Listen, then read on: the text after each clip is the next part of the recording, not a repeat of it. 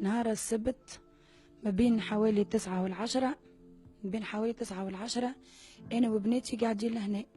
كنا مع صايمة نشق في فطري، بعد ما كملت شقيت فطري صليت وبناتي متكين بحذايا فوق جريري، نسمعوا في الباب ضربان من باب قوي، معناتها واحد باش يحب يقلع الباب. خرجت له أنا من السور، قلت له تفضل يا ولدي، ايش حاجتك عندي؟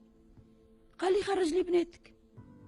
وممكن يكون الشاب استغل غياب الجيران لحضور أحد الأفراح في الحي للهجوم عليهم. قلت له عايش ولدي برا، امشي روح، لا نعرفك. خي انت ولدي شكون؟ معناتها يضرب بالحجر وجايب سكينه كبيره هكا، شر سيف حاطه في السروال، كما نحى البلوزه اللي لابسها بقى عريان، حاسيلو هو يعيط خرجي لي معناتها بناتك، خرجي لي بناتك.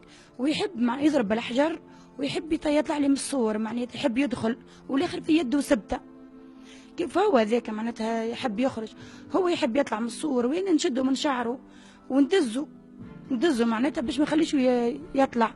كي هو يضرب بالحجر برشا، رجعت انا سكرت باب الكلوار معناتها على بناتي الزوز بسبب خاطر سبيه والكل، وبقيت انا وياه على السور اكاهو، معناتها ما دخلش لداخل.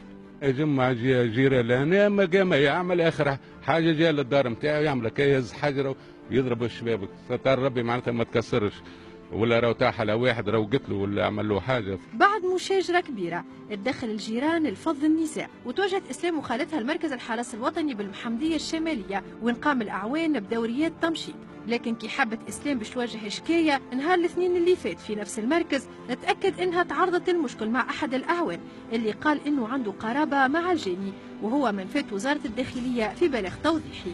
هذيك حاجه اخرى، ذيك هما ما عندهمش قرابه، ذيك حاجه اخرى، ما هو معناتها بلسانه.